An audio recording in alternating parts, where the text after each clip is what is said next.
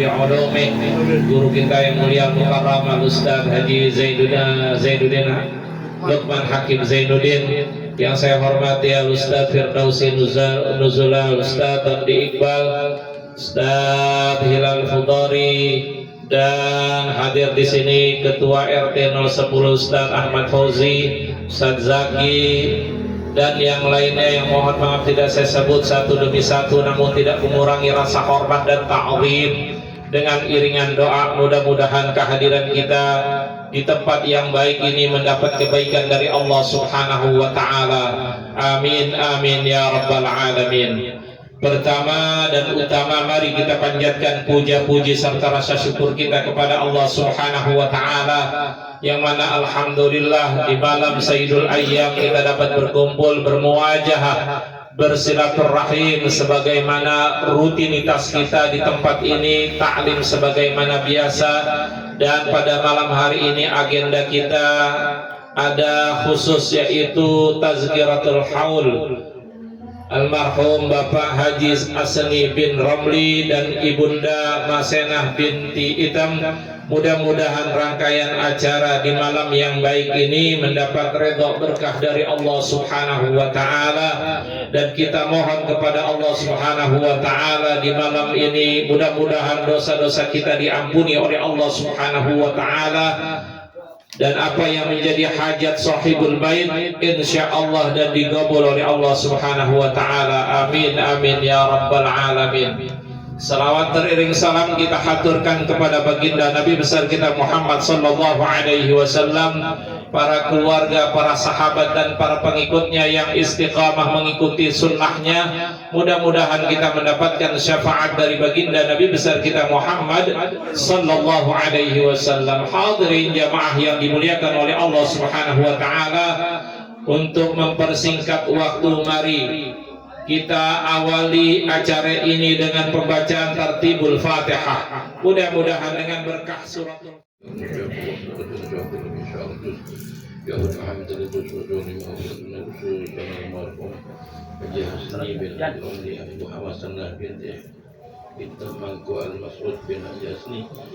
almarhum Haji Hanafi bin Haji Hasni, almarhum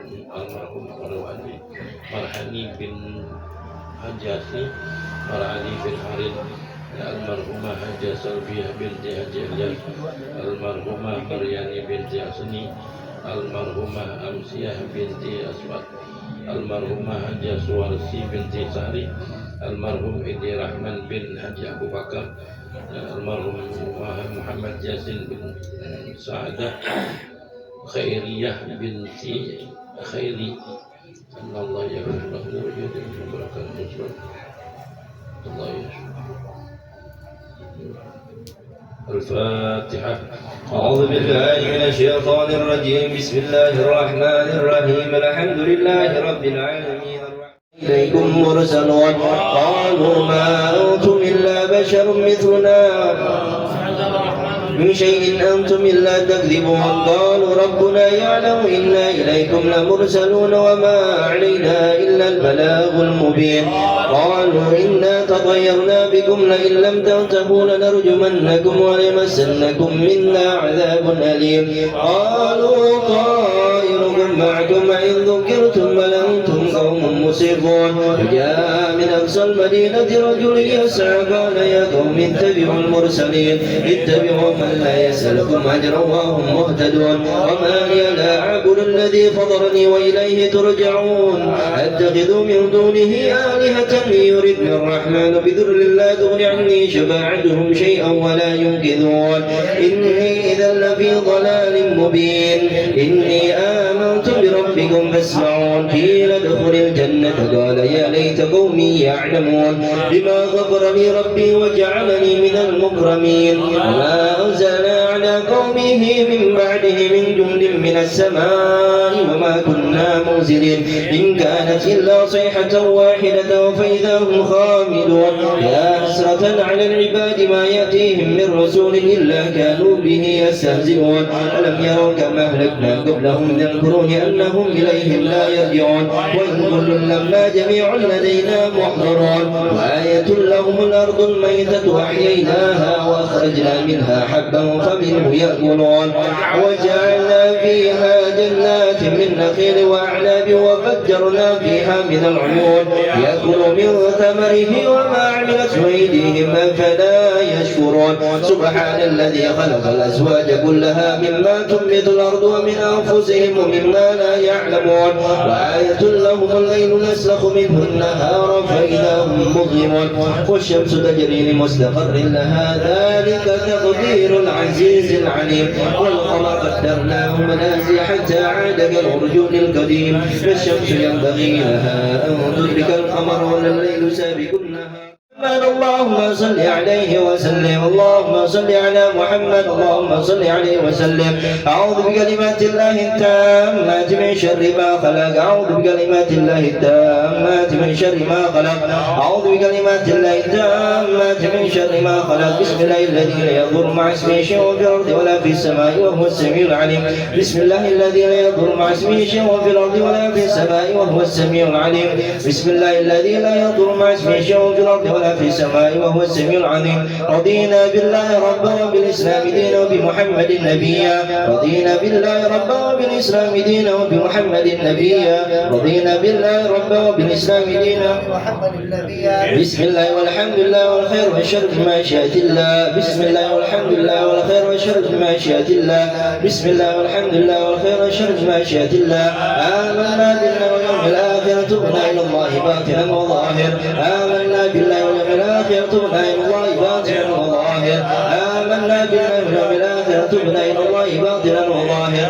يا ربنا واعف عنا وامحو الذي كان منا يا ربنا واعف عنا بركاتهم وأسرارهم وأنوارهم وعلومهم ونفادهم في الدين والدنيا والآخرة الفاتحة أعوذ بالله من الشيطان الرجيم بسم الله الرحمن الرحيم الحمد لله رب العالمين الرحمن الرحيم مالك يوم الدين إياك نعبد وإياك نستعين اهدنا الصراط المستقيم صراط الذين أنعمت عليهم غير المغضوب عليهم ولا الضالين آمين الفاتحة إلى رسالاتنا الصوفية المحققين والعلماء العاملين أينما كان من شر الأرض إلى مغاربها أن الله يغفر لهم ويرحمهم ويعلي درجاتهم في الجنة ويعيد علينا ببركاتهم وأسرار وأنوارهم لك الحمد كما ينبغي لجلالك الكريم العظيم سلطانك سبحانك لسانا عليك أنت كما أثنيت على نفسي ولك الحمد حتى ترضى لك الحمد الدارين ولك الحمد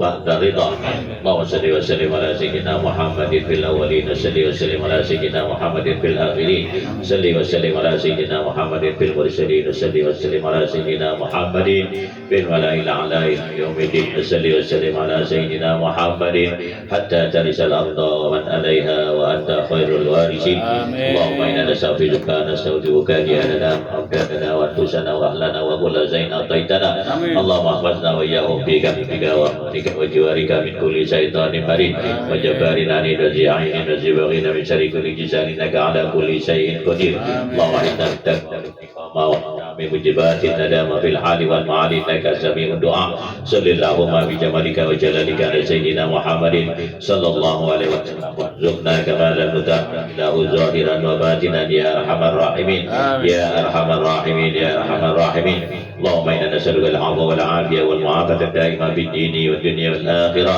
اللهم ارزقنا في الدنيا زيارة وفي الآخرة شفاعة ولا تحرمنا في الجنان رؤيتك اللهم بارك لنا في أولادنا وذريتنا لا تضرهم ووفقهم لطاعتك وارزقنا برهم اللهم اجعل واصلة قبل صواب ما قرأناه من القرآن العظيم وما حللناه من قول لا إله إلا الله ما استغفرناه سبحان الله وبحمده وما صليناه على نبيك محمد صلى الله عليه وسلم في هذا المجلس المبارك هدية منا واصلة وبركة شاملة وصدقة متقبلة نودها نقدم إلى حضرة سيدنا وحبيبنا وشفيعنا مولانا محمد صلى الله عليه وسلم من أرواح آبائه وإخوانه من الأنبياء والمرسلين والأولياء والصالحين علماء العاملين من الرأي بين أمهاتنا وجداتنا جداتنا أستاذنا لمعلمينا ولجميع المسلمين والمسلمات والمؤمنين والمؤمنات خصوصا المرحوم Haji Asni bin Ramli, almarhumah Ibu Masna binti Tam, almarhum Mangku Al-Mas'ud bin Haji Asni, almarhum Haji Hanafi bin Haji Asni, almarhum Marhani bin Haji Asni, almarhum Mar'ali bin Farid, almarhum Hajah Salfiyah binti Haji Ilyas, almarhumah Maryani binti فاتحة سيدنا وشيخنا رسول الله محمد عبد الله صلى الله عليه وسلم كافة بإخوانه الأنبياء والمرسلين ولكل المسلمين أجمعين خصوصا على علي بن محمد بن حسين الهاشمي المغفرة الشيخ الرحمة والمغفرة وإلى حضرة النبي محمد صلى الله عليه وسلم بسر الفاتحة.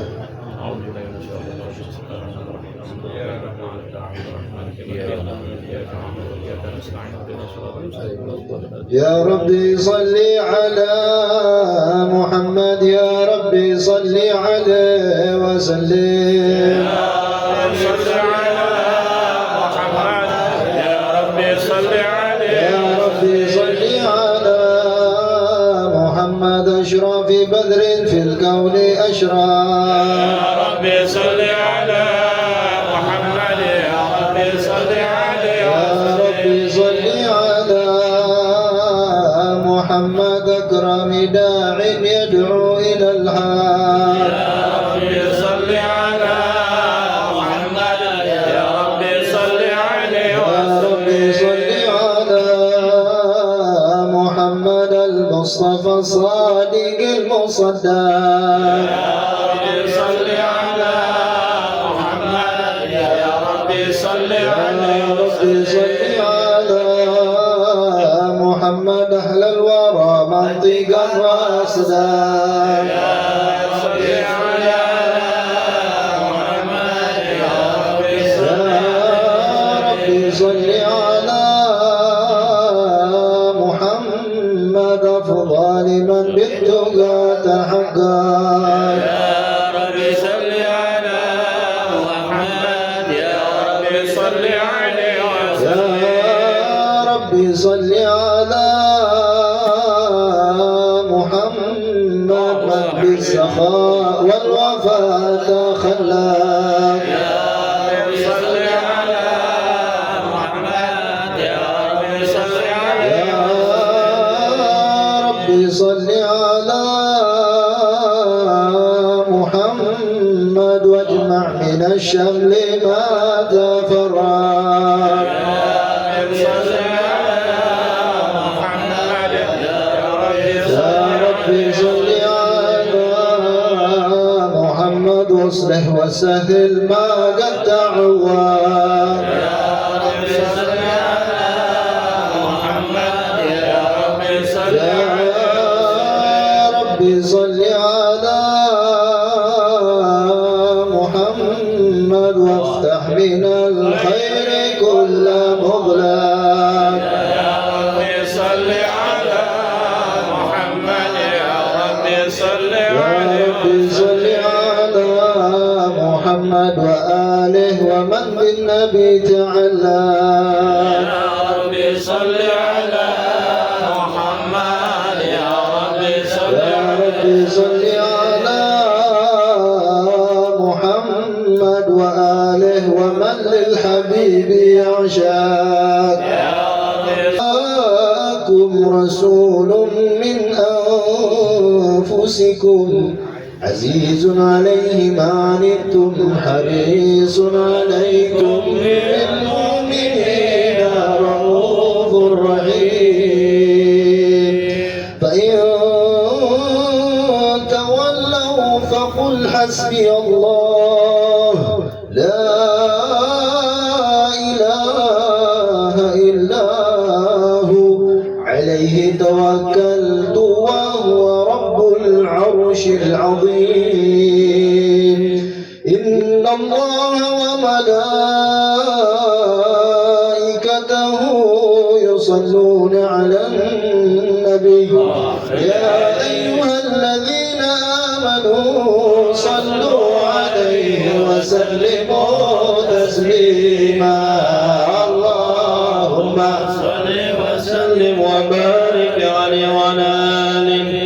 بسم الله الرحمن الرحيم الحمد لله القوي سلطانه الوالي برهانه المقصود في الوجود كرمه وإحسانه تعالى مجد وعظم شانه خلق الخلق لحكمة وطوى عليها علمه وبسط لهم من فائد المنة مجرى به بأقداره القسمة وأرسل إلى مشرب خلقه وجل عبيده رحمة تعلقت إرادته لا زالت بخير هذا العبد المحبوب فانتشرت آثار شرفه في عوالم الشهادة والغيوب فما جل هذا المن الذي تكرم به المنان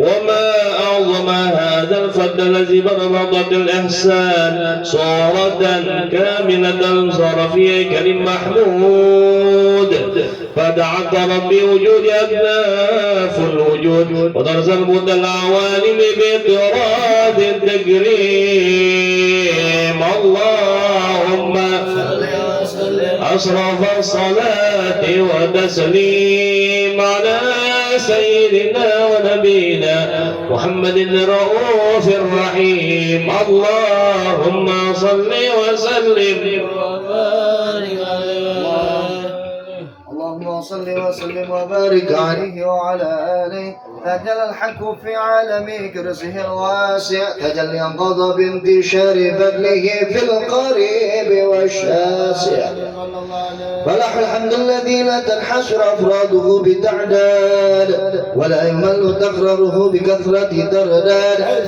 حيث أبرز من عالم الإمكان صورة هذا الإنسان يتشرف بوجوده الثقلان وتنتشر أسراره في الأكوان فما من سر اتصل به قلبه منيب إلا من سوابغ فضل الله على هذا الحبيب يا لقلب سروره قد توالى بحبيب عم الأنام نوالا جل من شرف الوجود بنور أمر الكون بهجة وجمالا قد طرق في الحسن على مقام وتنهى في مجده وتعالى لا هدته العيون فيما اجتلته بشرا كاملا يزيح الضلالا وهو من فوق علم ما قطعت رفعة في شؤونه وكمالا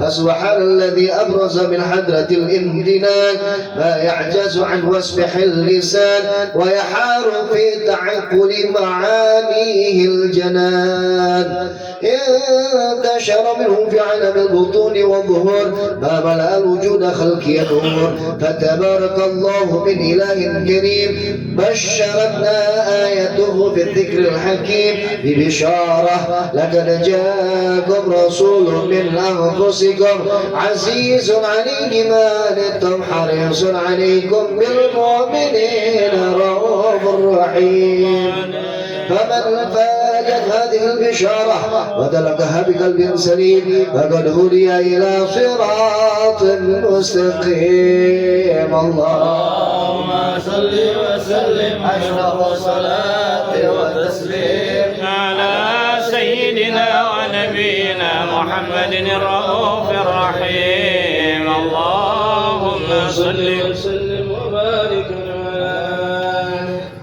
اللهم صل وسلم وبارك عليه وعلى آله فحين قرب ووضع هذا الحبيب علت السماوات والأرض ومن فيهن بالترحيب وامطار الجود الإله على أهل الوجود تثيد والسنة الملائكة بالتبشير للعالمين تعز سبحان الله الحمد لله ولا إله إلا الله والله أكبر سبحان الله والحمد لله ولا إله إلا الله والله أكبر سبحان الله والحمد لله ولا إله إلا الله والله أكبر والقدرة كشفت لنا هذا المسنون يبرز نوره كاملا في عالم الظهور نورا فاق كل نور وأنفذ الحق حكمه على من أتم الله عليه النعمة من خواص الأمة يوضع عند وضع أمة تأنيسا لجناب المسعود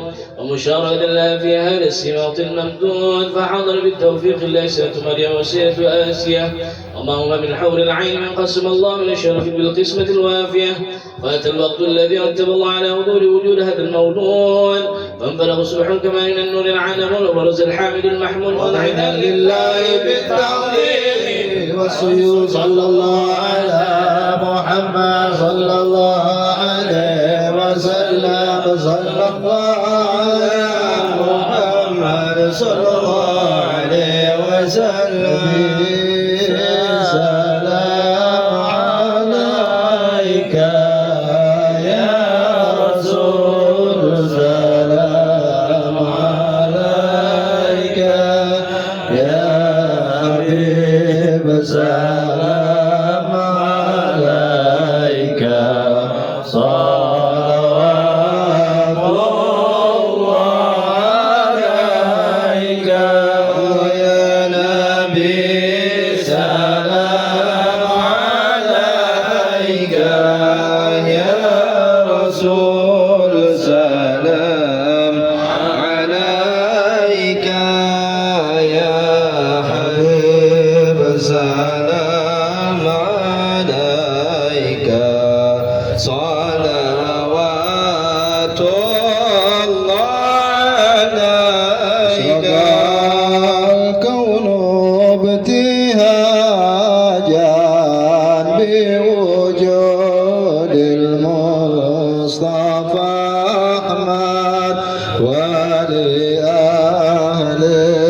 الكون رسول وسرور قد تجدد يا نبي سلام عليك يا رسول سلام عليك يا حبيب سلام عليك صلوات الله عليك يا المثاني فهزار اليمن غرد واستضيء بجمال فذا في الحسن تفرد يا نبي سلام عليك يا رسول سلام عليك يا حبيب سلام عليك صلوات الله عليك بشرى بسعد مستمر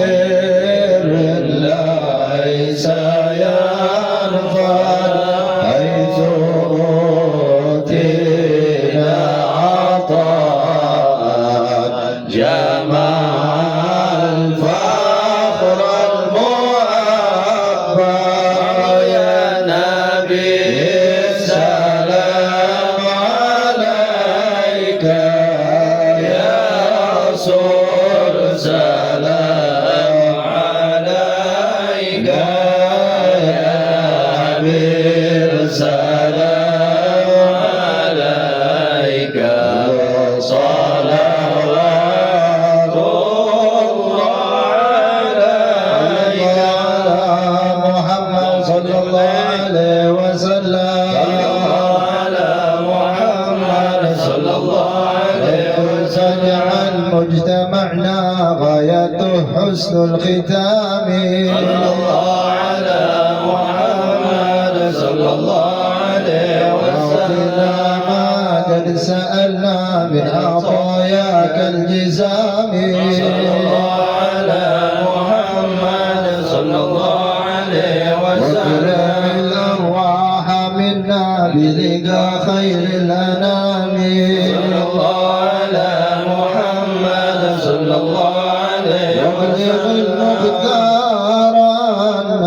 صلاة وسلام صلى الله على محمد صلى الله عليه وسلم.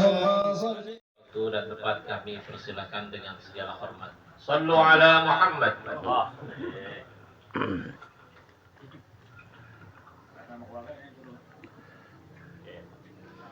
Bismillahirrahmanirrahim.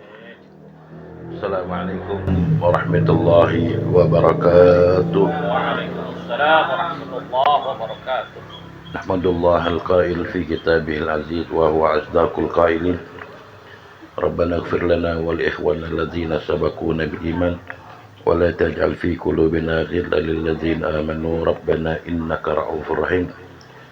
Qala Rasulullah sallallahu alaihi wasallam uzkuru mahasina mautakum. Sadaqallahul azim wa sadaqa rasuluhun nabiyul habibul karim wa nahnu ala dhalika minasyahidin wa syakirin. Allahumma salli wa sallim wa karrim mu'azzim ala sayyidina Muhammadin wa ala alihi wa sahbihi ajma'in. Amma ba'du, subhanaka la ilma lana illa ma 'allamtana innaka antal alimul hakim. Rabbi shrah li sadri wa yassir li amri wahlul 'uqdatam min lisani yafqahu qawli. Hadirin jamaah yang dirahmati oleh Allah Subhanahu wa taala, wabil khusus yaitu guru kita Al-Mukarram Ustaz Haji Luqmanul Hakim, Al-Mukarram Al-Ustaz Kasbun Nazir, Al-Ustaz Khilal Khudari, Al-Ustaz Irfan Sauki, dan juga Al-Ustaz Haji Ahmad Fauzi, Al-Ustaz Aminullah, dan juga segenap para guru-guru, para orang tua yang mohon maaf saya tidak sebutkan satu persatu, namun tidak mengurangi rasa ta'zim dan mahabbah saya. Kita doakan agar guru-guru kita, orang tua kita semua dipanjangkan umur oleh Allah Subhanahu wa taala. Hadirin jamaah dirahmati oleh Allah Subhanahu wa taala. Alhamdulillah wa syukurillah.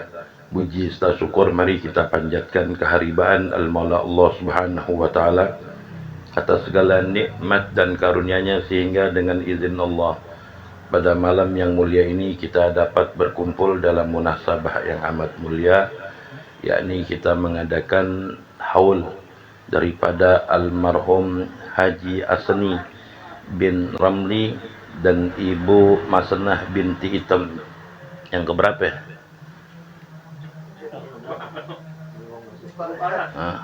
Lama deh, lama. Ya, mudah-mudahan acara kita malam hari ini dari awal hingga akhir, apa yang kita baca ini merupakan hadiah yang paling dibutuhkan oleh almarhum almarhumah.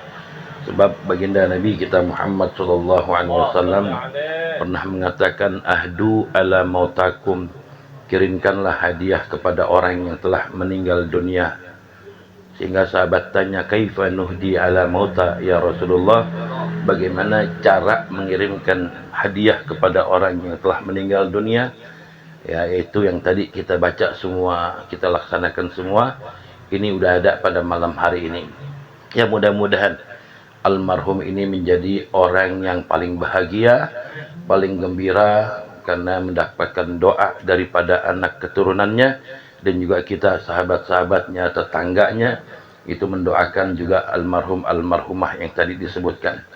Hadirin jamaah yang dirahmati oleh Allah Subhanahu wa taala,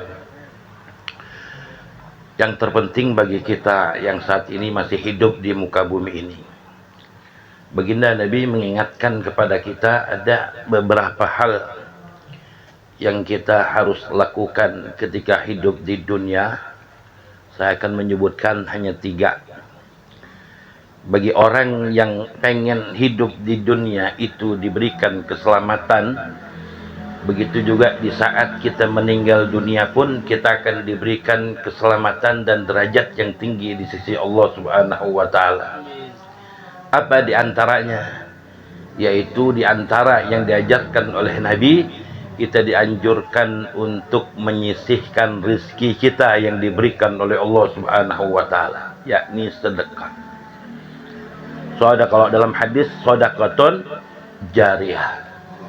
Nah, sedekah ini penting Ya, sedekah ini bukan hanya untuk yang mati, hatta kita yang masih hidup pun apabila kita mendapatkan nikmat dari Allah, kita pun harus ingat daripada ya ada di situ rizki daripada fuqara wal masakin. Ini kita bagi, kita sedekah kepada mereka.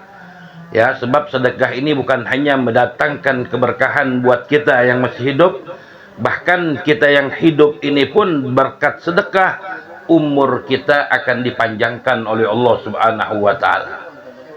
Dulu di zaman Nabi Ibrahim alaihi salam, di zaman Nabi Allah Ibrahim alaihi salam, zaman Nabi Musa alaihi salam, dulu ada salah seorang muridnya ya, yang ketika itu datang kepada Nabi Allah yang ingin melakukan akdun nikah.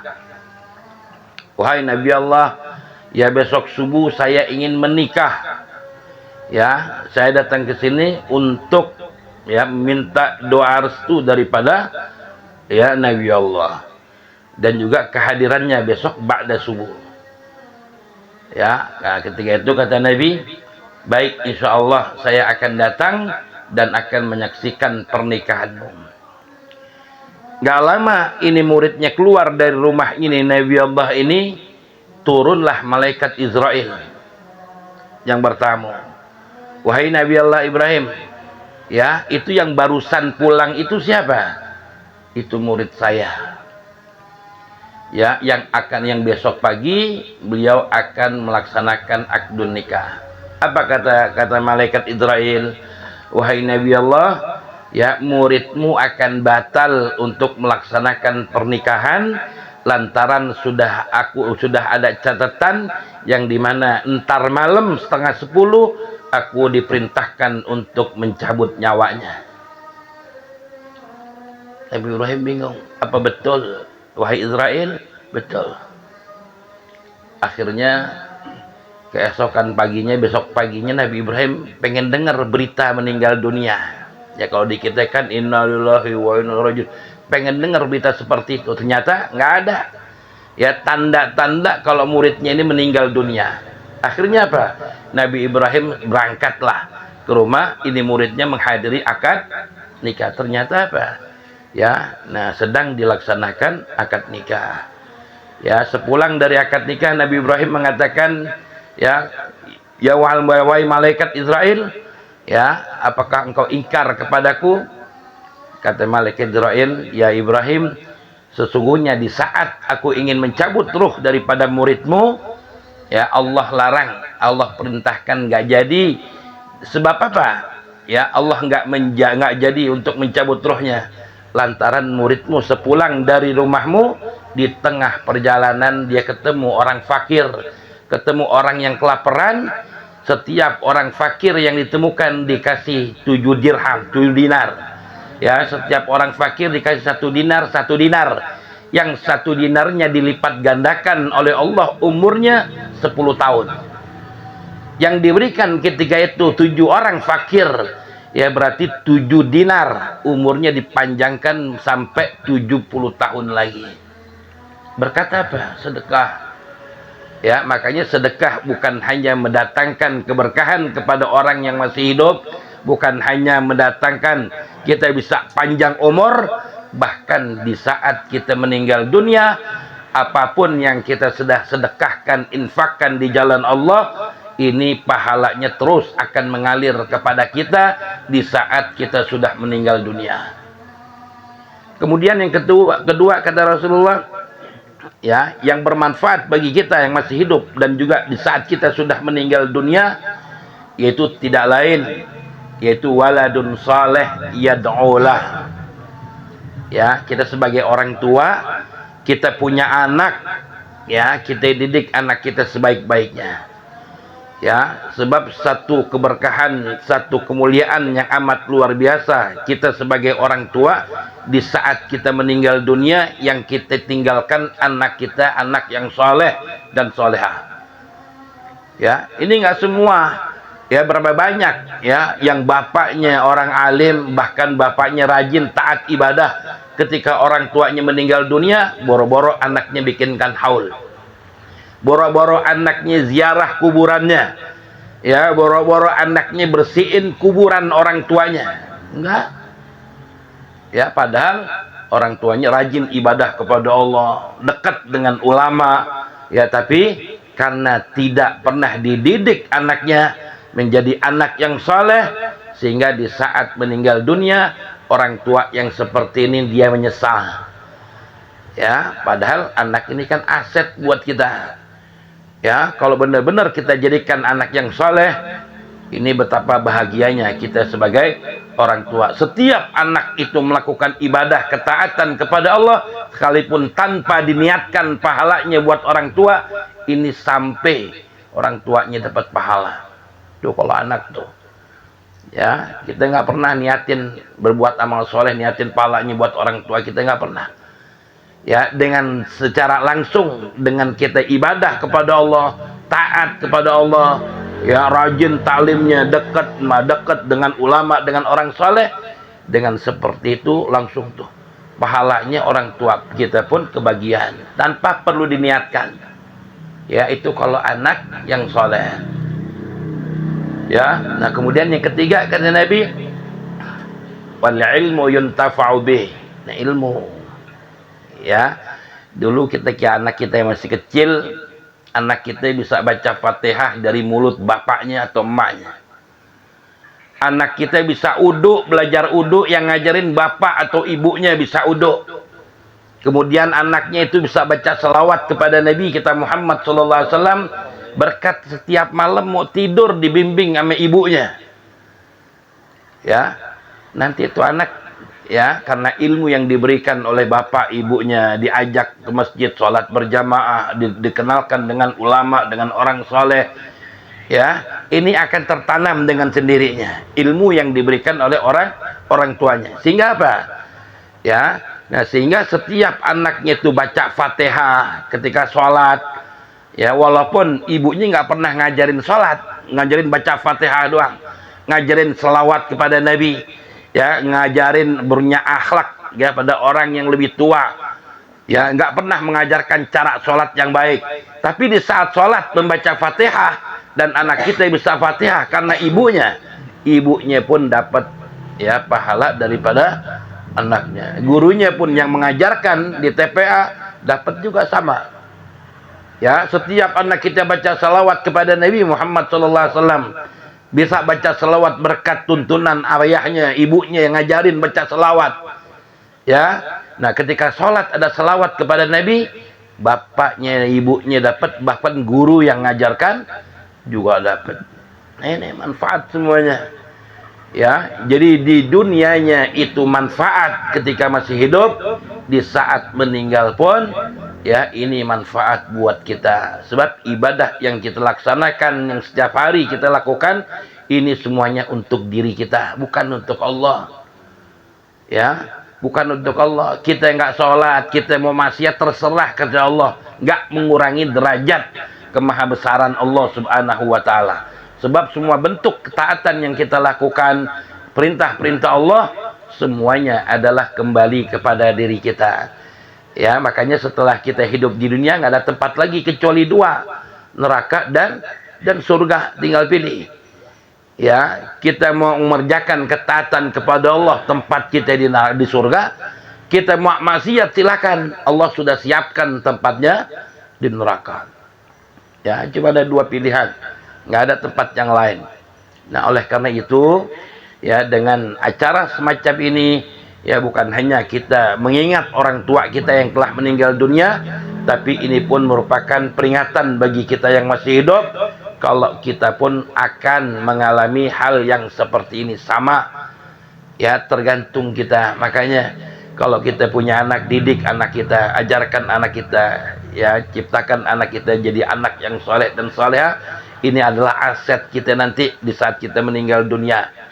Ya, insya Allah dengan kita punya, ya, anak yang soleh, ya, setiap malam bukan hanya haul, bahkan setiap sholat, paling tidak anak-anak kita bacakan Fatihah buat kita. Ini luar biasa. Makanya ini malam, ya, yang dihaulkan gembiranya luar biasa. Tapi bukan hanya haul, ya, setiap ba'da sholat, setiap waktu kita ingat orang tua kita, doakan, minimal kita bacakan Fatihah. Ya, insya Allah orang tua kita girang, kita pun anaknya mendapatkan keberkahan dari Allah Subhanahu wa Ta'ala. Kiranya hanya ini saja yang saya bisa sampaikan. Kurang lebihnya saya mohon maaf. Wabillahi taufiq wal hidayah. Assalamualaikum warahmatullahi wabarakatuh.